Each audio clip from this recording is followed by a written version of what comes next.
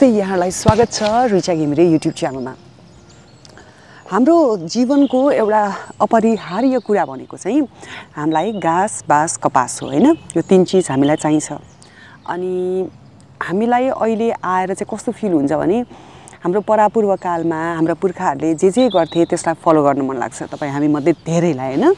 अनि त्यसमध्ये परापूर्व कालमा हाम्रो पुर्खाहरूले आफ्नो जीवनशैलीमा बाँच्नको लागि खानपिनको आवश्यकताका सम्पूर्ण सामानहरू चाहिँ आफै गएर खोजेर हैन ल्याएर खान्थे हैन। त्यसमा एउटा प्रमुख पाटो भनेको चाहिँ फिशिङ पर्थ्यो। जो नन भेजिटेरियन हुनुहुन्थ्यो पुर्खाहरू हैन, उहाँहरूले फिशिङ गर्नुहुन्थ्यो। गएर मजाले प्यासनेटली बसेर एक ठाउँमा माछा मारेर त्यसलाई ल्याएर अब ढुङ्गे युगमा त अब आगो पनि खै के हुन्थ्यो हैन, त्यति बेलाको कुरा त्यति धेरै रिसर्च गरेको छैन मैले, तर माछा खान्थे।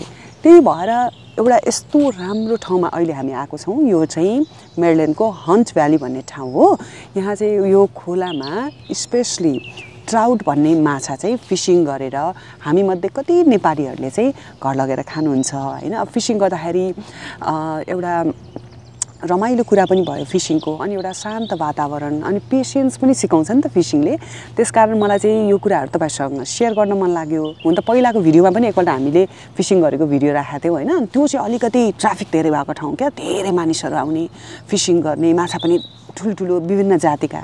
तर यो ठाउँ चाहिँ स्पेशली ट्राउट माछा पाउने यो रिभर हो हैन। अनि यसको चाहिँ धेरै ट्राफिक पनि छैन, धेरै मानिसहरू पनि छैन, यदाकदा वरिपरि थोरै तिनो मानिसहरू देखिन्छ हैन। यस्तो ठाउँमा आएको छौँ र हेर्नुहोस् अब माछा पर्छ कि पर्दैन, माछा भ्यागु त हुने हो कि हैन, पर्ने हो हैन, त्यो चाहिँ अब यो भिडियो अगाडि बढ्दै जाँदा थाहा भइ नै हाल्नेछ। अहिलेको लागि चाहिँ सुरुवात गरौँ फिशिङ गर्न।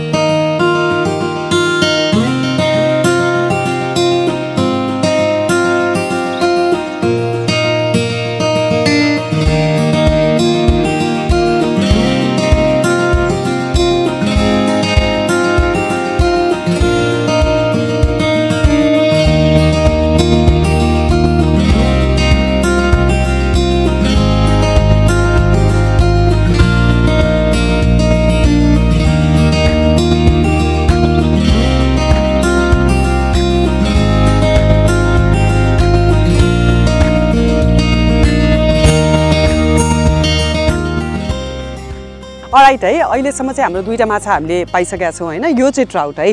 हजुर, यो ट्राउट हो। ट्राउटको तपाईँ 3-4 थरीको हुन्छ। यसलाई चाहिँ रेनबो ट्राउट भन्छ। रेनबो कलर छ नि है, रेनबो ट्राउट भन्छ। यसमा चाहिँ हामी कुनै माछा चाहिँ हामीले यहाँ मार्न पाउँदैनौँ, मारे पनि हामीले छोड्नुपर्ने हुन्छ। यो तपाईँको अर्को येलो ट्राउट पनि यहाँ हुन्छ। यो ठाउँमा धेरै मात्रामा चाहिँ यस्तो रेनबो ट्राउट पाइन्छ। त्यसपछि तपाईँको येलो ट्राउटहरू र अर्को पनि पाइन्छ, धेरै मात्रामा दुईटा पाइन्छ। यसलाई फल फिस भन्छ, ठुलो गरेर यो कार्प पनि भन्छ यसलाई हैन। यो अहिले चाहिँ फल फिस हो। यो चाहिँ दुईटा माछा एकदम पर्याप्त मात्रामा पाइन्छ यो खोलामा चाहिँ। यो खोला चाहिँ हाम्रो नेचुरल खोला हैन। साँच्चै त यो ठाउँलाई चाहिँ खासमा के भन्छ? यो ठाउँलाई चाहिँ तपाईँको नजिक चाहिँ हन्ट भ्याली पर्छ एक्ज्याक्ट। हजुर, एक्ज्याक्ट यो ठाउँलाई चाहिँ तपाईँको फिनिक्स भन्छ। फिनिक्स भन्छ। र अनि यहाँ धेरै आउनुहुन्छ नेपालीहरू माछा मार्न? हजुर, यहाँ नेपालीहरू प्रायः जस्तो आउनुहुन्छ। अब यो माछा मार्दाखेरि हामीले सिक्नुपर्ने कुराहरू के हो भने हामीलाई जे कुरा आकर्षक लाग्छ हामी खानातिर दौडिन्छौँ, त्यो जिजीविसाको लागि होस् अथवा आफ्नो लोभमा परेर होस् हैन। त्यो लोभलाई जित्न नसक्दा माछा कसरी बल्छीमा परेर आफूले प्राण त्याग्नुपर्छ भन्ने कुरा पनि हामीलाई सिकाउँछ हैन। यो फिशिङले पेसेन्स पनि सिकाउँछ, किनभने अघिसम्म हामी कुरेर बसिरहेको थियौँ हैन। ला पर्दैन कि क्या हो, नपऱ्यो भने के गर्ने, माछा भ्यागु त हुने हो कि भनेर पनि सोचिरहेको थियौँ। तर थ्याङ्क गड हैन, पेसेन्स राख्या भएर आफूले गिभअप नगरे भएर हाम्रो दुईटा माछा त परिसक्यो नि हैन। अब यसमा चाहिँ कसरी राख्ने त? त्यो यो तपाईँको बिचमा यो पार्टमा चाहिँ उ गर्ने, यसरी समातेर टक्कलाई यसरी चिप्काउने मात्रै हो। यो सफ्ट हुन्छ। यो चाहिँ तपाईँको गडेउला भन्दा पनि यो बढी ट्राउटले खाने गर्छ। ट्राउटको फेभरेट रहेछ ब्रेड। के छ भन्दाखेरि तपाईँको हामीसँग यो जुन माछाले खाने यो हामीले बेड चिन्न सकेन भने माछा पर्दैन। गुगल्समा गएर हेर्नुपर्छ कुन माछाले के चिज खान्छ भनेर। यसलाई चाहिँ धेरै अध्ययन गर्नुपर्ने। धेरै राम्रो कुरा है यो। निकालाको जुन त्यो डन्डीलाई रड बनाएर हामी बल्छी भने भन्छौँ र यहाँ चाहिँ हामीले यसलाई चाहिँ रड भन्छौँ, रड फिसिङ रड तपाईँको यसलाई रिल भन्छौँ, यसलाई चाहिँ लेन भन्छौँ। यो धागोलाई यसलाई पनि बनाउनु पर्ने, मिलाउनु पर्ने हुन्छ। र हाम्रो नेपाल र यहाँ चाहिँ धेरै फरक छ। यहाँ चाहिँ हामीले गुगल्स हेरेर कसरी मार्ने, कतिवटा मार्ने, जस्तो अहिले ट्राउट फिस त 5वटा मात्र मार्न पाइन्छ, धेरै मार्न पाइँदैन। यो ठाउँमा चाहिँ ट्राउट फिस एकजनाले 5वटासम्म मारेर लान पाइन्छ। यसलाई चाहिँ टेक एन्ड थ्रो गर्ने ठाउँ हो यो। यो चाहिँ हामीले मार्ने पनि हो, फाल्ने पनि हो। जस्तो अब कुनै सबै लानुपर्छ नि छैन, प्रायः कतिपय मान्छेले मार्छन्। या मैले त्यहाँ कहाँ लेखेको देखाएको थिएँ। यो चाहिँ हामीले जहिले पनि पढ्नुपर्छ। यहाँ चाहिँ हाम्रो यो ठाउँमा चाहिँ रुल एन्ड रेगुलेसन एकदम फलो गर्नुपर्छ, नत्र भने तपाईँ सजिलो पनि छ, रमाइलो पनि छ र गाह्रो पनि छ। यदि रुल्स समात्यो भने हामीलाई धेरै गाह्रो हुन्छ। हामीसँग लाइसेन्स हुनुपर्छ र सजिलोसँग माछा मार्न सकिन्छ। सो अब चाहिँ श्यामजीले प्रोफेसनली सिकाउनुहुन्छ। यदि यहाँहरू माछा मार्न, फिसिङ गर्न एकदमै इन्ट्रेस्टेड हुनुहुन्छ भने चाहिँ यो फिसिङ रड अहिले त हेर्नु न, प्रविधिले गर्दा, सुविधाले गर्दा हामीले होइन एउटा औँला चलाएको घरमा कतिपय कुराहरू पाउँछौँ नि त। अब श्यामजीले देखाउनुहुन्छ प्रोफेसनली कसरी बल्छीमा यो बेड होइन, यो ब्रेड हालेपछि कसरी फाल्ने र एउटा टेक्निक हुन्छ नि त जे कुराको पनि उहाँले देखाउनुहुन्छ है त। र श्यामजी हाम्रो दर्शकहरूलाई देखाइदिनु न त। नमस्ते। र हामीले सर्वप्रथम चाहिँ हामीसँग यो रड हुनुपर्छ र यो पानी खोला अनुसारको रड चाहिन्छ हामीलाई। ठुलो खोलामा खेल्नको लागि ठुलो रड चाहिन्छ र सानो खोलामा खेल्नको लागि चाहिँ सानो रड चाहिन्छ। र सानो खोला, यो खोला चाहिँ हाम्रो, यसलाई चाहिँ हामीले दुई खालको लाइसेन्स लिनुपर्छ। यो सानो खोलाको लागि चाहिँ फ्रेस वाटर भन्छ, हामीले वालमार्ट ठाउँ लाइसेन्स पाइन्छ।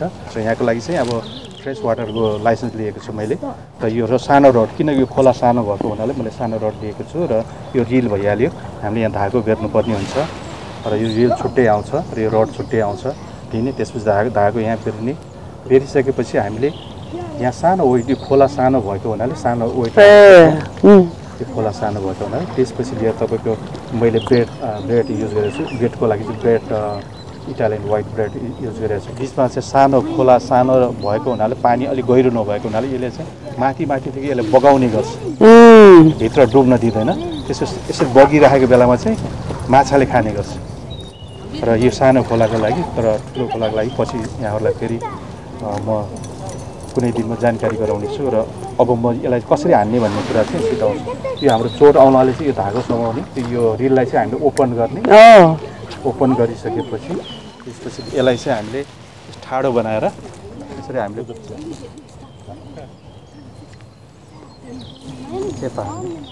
परै पुग्यो यसरी तान्ने, त्यसरी रोल गर्दै तान्ने। हजुर, रोल गर्दै बिस्तारै यसले रोल गर्ने। तपाईँको अब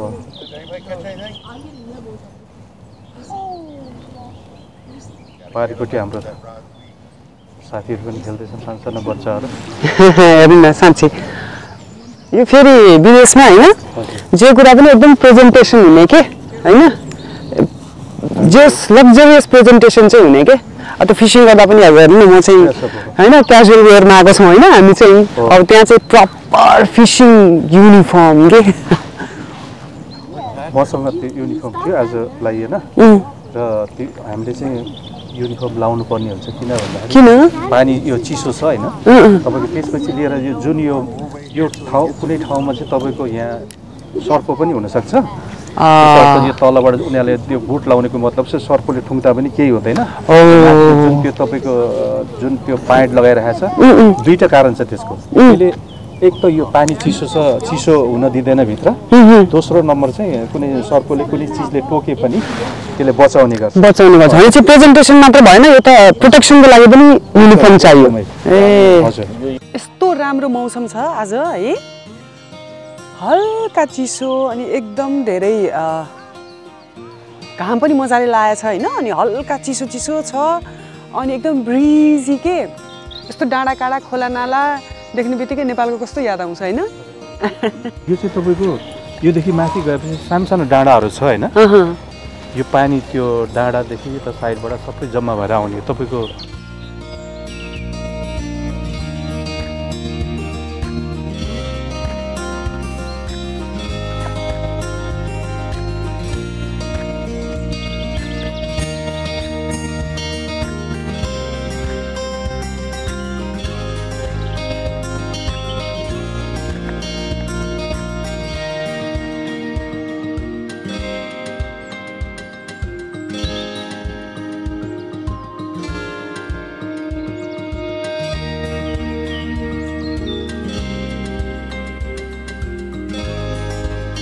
अब खानपान जीवनशैलीको कुराकानी गर्दै आउँदा जुन बेला हामी माछा मारिरहेको थियौँ 2टा माछा त पर्यो होइन अब तर त्यो लोकेसनमा चाहिँ पछि धेरै मानिसहरू आएको भएर चाहिँ हामी लोकेसन सिफ्ट गऱ्यौँ क्या अर्को ठाउँमा आयौँ होइन अनि यो बाटोमा हिँड्दै जाँदा त मैले के देखेँ भन्नुहोस् त सिस्नो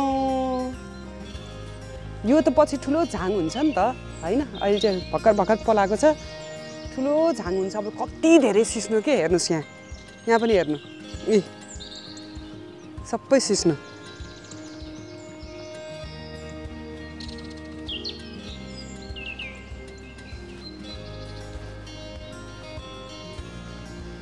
अनि तपाईहरुलाई थाहा छ म सिस्नो छुन सक्छु नि कमेन्ट सेक्सनमा लेख्नुस् है तपाईहरु पनि सक्नुहुन्छ सक्नुहुन्न सिस्नो छोए पनि मलाई पोल्दैन हेर्नुस् है त 1 2 3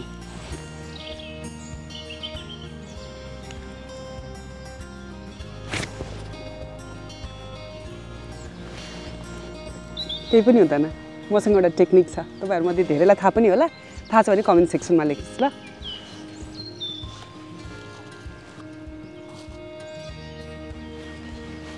आउनुस्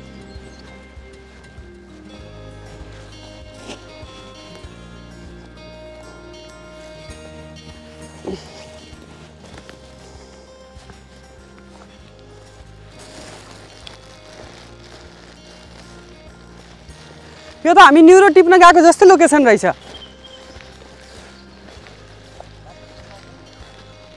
लान पाइन्छ पाउँछ हैन न्युरो त पाउँदैन रहेछ भाइरल भएर मेरो भिडियो यस्तो भाइरल भयो मेरो भिडियो त्यो न्युरो टिपेको ल